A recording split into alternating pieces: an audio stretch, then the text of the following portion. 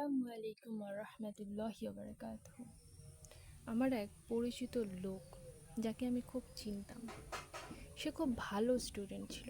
পরীক্ষায় ভালো রেজাল্ট করতো, বড় হয়ে চাকরি পেল, কিন্তু চাকরিতে ঢোকার পর তার জীবনটা পুরোপুরি বদলে গেল।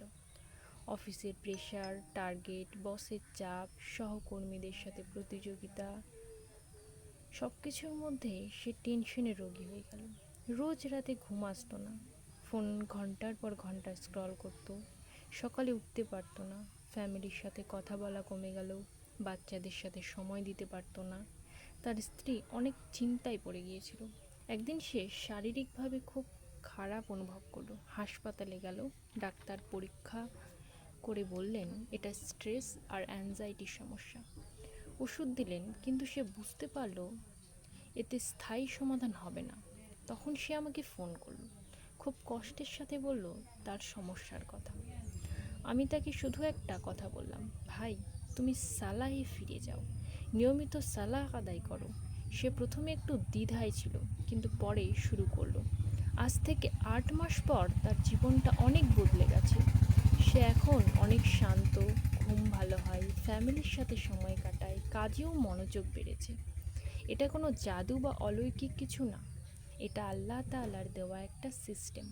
আল্লাহ পাক কুরআন মাজিদে স্পষ্টভাবে বলেছেন, নিশ্চয়ই সালাহ তোমাদেরকে অশ্লীল ও খারাপ কাজ থেকে বাঁচাবে। সূরা আল আনকাবুত আয়াত 45-এ রয়েছে। এই আয়াত থেকে আমরা বুঝতে পারি যে সালাহ শুধু ইবাদত না, এটা আমাদের জীবনের একটা রক্ষা কবচ। রাসূলুল্লাহ সাল্লাল্লাহু আলাইহি ওয়াসাল্লাম বলেছেন যে সালাহ হলো দিনের মূল স্তম্ভ। যে সালাহ ঠিক মতো আদায় করবে তার পুরো দিন ঠিক থাকবে, আর যে সালাহ নষ্ট করবে তার পুরো দিন নষ্ট হয়ে যাবে। এখন প্রশ্ন হলো, রিয়েল লাইফে কেন সালাহ এত শক্তিশালী? কারণ সালাহ আদায় করার সময় আমরা আল্লাহর সামনে দাঁড়াই, 5 ওয়াক্ত সালাম মন দিয়ে 5বার আমরা নিজেকে মনে করিয়ে দেয় যে আমি আল্লাহর বান্দা। এতে ইগো কমে, চিন্তা কমে, মন শান্ত হয়। ফজরের সালায়ের পর যদি কিছুক্ষণ দোয়া ও জিকির করি তাহলে পুরো দিনটা অনেক শান্তিতে কাটে। অনেকে বলেন যে ফজরের পর কোরআন তিলাওয়াত করলে দিনের শুরুটা খুব ভালো হয়।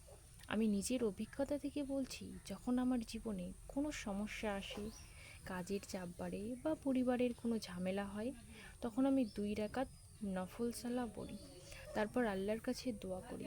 দেখা যায় মাত্র 5 থেকে 10 মিনিটের মধ্যে মনটা হালকা হয়ে যায়। এটা অনেকবার আমার সাথে হয়েছে। এখন আসুন বাস্তবিকভাবে কিভাবে শুরু করবেন সেটা দেখি। প্রথম স্টেপ, ছোট থেকে শুরু করুন। যদি এখন 5 ওয়াক্ত সালাহ পড়তে না পারেন তাহলে প্রথমে 2 ওয়াক্ত ঠিক করেন, ফজর আর ঈশা। এই দুটো ঠিক হলে ধীরে ধীরে বাকিগুলোতে যাবেন। দ্বিতীয় টিপ, রুটিন তৈরি করুন। আপনার ফোনে প্রত্যেক ওয়াক্তের জন্য অ্যালার্ম দিন। অ্যালার্ম বাজার সাথে সাথে বিসমিল্লাহ বলে উঠে পড়ুন। প্রথমে কয়েকদিন কষ্ট হবে, কিন্তু অভ্যেস হয়ে গেলে সহজ হয়ে যাবে। তৃতীয় টিপ, সালাহ এর কোয়ালিটি বাড়ান। সালাহ পড়ার সময় মোবাইলে অনেক দূরে রাখুন।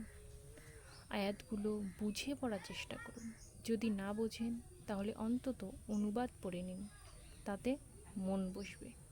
চতুর্থ টিপ, সালাহ শেষ করে অন্তত 1 মিনিট দোয়া করুন। নিজের সমস্যাগুলো আল্লাহর কাছে খুলে বলুন।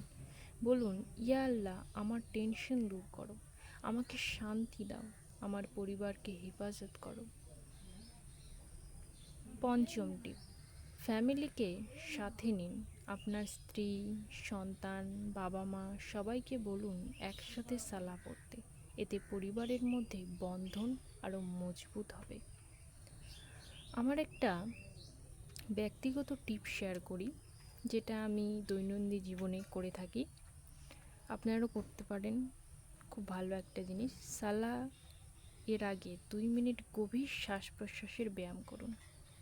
সায়েন্টিফিকদের মধ্যে এটা সকালবেলা করতে বলা হয়েছে, কিন্তু আমি বলবো সালাহ মানে নামাজ পড়ার আগে 2 মিনিট করুন, এতে মন অনেক শান্ত হয়। তারপর সূরা ফাতিহা কয়েকবার পড়ুন, এতে মন অনেক বেশি ফোকাসড হয়। অনেকেই পদ্ধতি ব্যবহার করে উপকার পেয়েছেন। আমি জানি আপনারাও এই পদ্ধতি ব্যবহার করে অনেক উপকার পাবেন। আর হ্যাঁ, এরকম ভিডিও যদি আরও পেতে চান তাহলে চ্যানেলটাকে সাবস্ক্রাইব করে রাখবেন।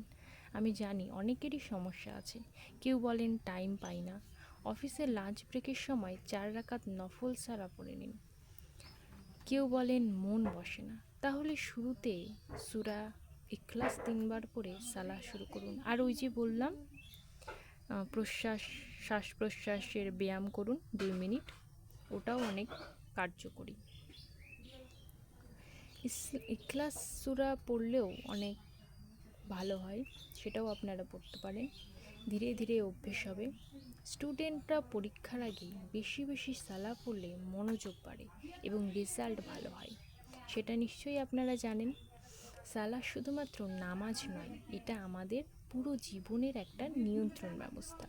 যারা নিয়মিত সালাহ আদায় করতেন তাদের জীবনে শান্তি, বরকত এবং সফলতা আসে। তাই আমি বলবো আপনারাও এই সালাহ মানে নামাজ পড়ুন, এতে আপনাদের জীবনেও অনেক শান্তি এবং বরকত আসবে। আসসালামু আলাইকুম রহমতুল্লাহি বারাকাতুহু। এবং আমার চ্যানেলটি ভালো লাগলে এবং এই ভিডিওটি যদি আপনার মনে হয় যে কোনো কার্যকরী হয়েছে আপনার জন্য, তাহলে অবশ্যই সাবস্ক্রাইব এবং লাইক করবেন। তাহলে আমি আরও ভিডিও বানানোর জন্য উৎসাহিত হব, কারণ আমাকে তো জানতে হবে যে আপনাদের এই ভিডিওগুলো সত্যি কাজে লাগছে কিনা। Thank you for watching.